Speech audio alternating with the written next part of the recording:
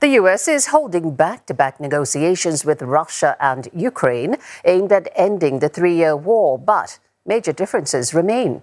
High-stakes discussions are underway in Riyadh, where the U.S. and Russian negotiators are meeting just hours after Washington sat down with Kyiv.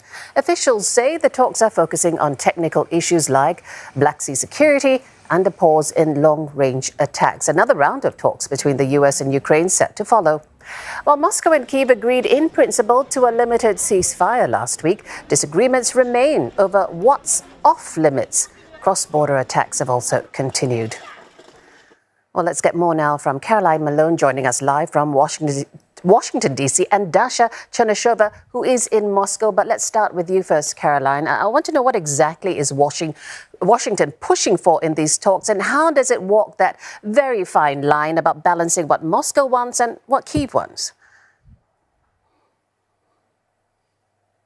Absolutely. Well, the US is really hopeful that this is the beginning of a process that will lead to an eventual ceasefire and end of the war between Ukraine and Russia.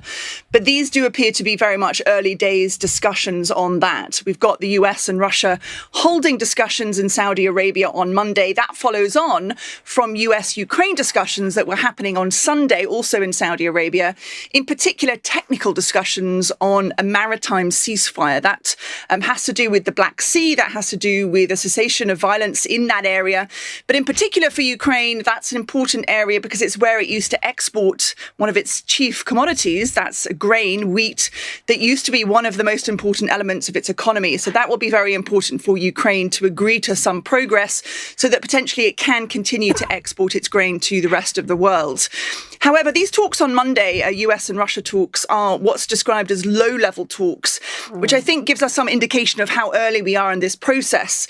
Having said all that, the US envoy, Steve Witkoff, is remaining optimistic. He's said that there's real progress being made, in particular with the Black Sea and maritime discussion, and that he's hopeful this will eventually lead to a ceasefire of shooting, essentially to an end, at least in a short-term basis, of the fighting overall.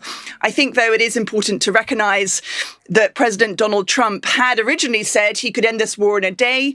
He then went on to say it would be 100 days. We're now 60-odd days into his presidency.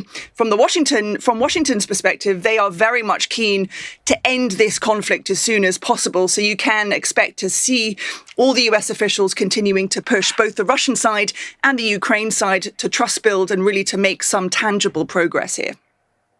Thank you. Now, Dasha, you heard Caroline there saying it's low-level talks, meaning still very early days. But the Kremlin is still saying that them and the US have a common understanding of what is needed in the settlement. So what can we draw from that statement? And what do we know of Moscow's terms in relation to this partial truce?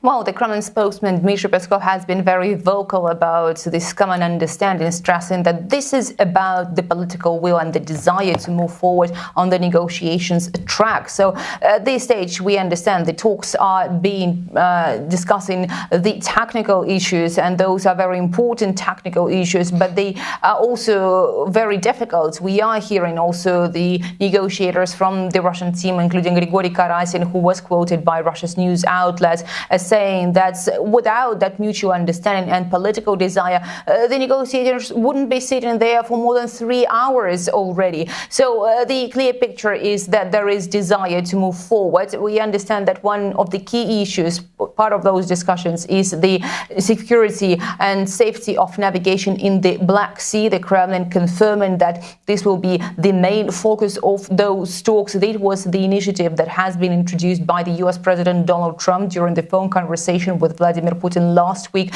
and Moscow has said that it has constructive approach when addressing this issue. So we understand that now they will be talking about this initiative and how to proceed with that. Also with Moscow saying that the part of the Black Sea grain deal that was concerning the Russian side has never been implemented. So the negotiations are now in full swing. They are technical, but the serious problems are being resolved there. We understand that there are even more aspects that have been brought to that agenda, but it is unclear whether the sides will be able to touch upon them because of the complexity of all of the issues. But again, the most important thing at this stage is that there is political will to move forward on the negotiations track. The Russian president will be informed by the negotiators in due time when those talks are over. They are taking place behind the closed doors. No statements to the media I expect. But again, we are sometimes getting some details from the negotiators. Those are very experienced negotiators. Grigory Karasin, veteran diplomat,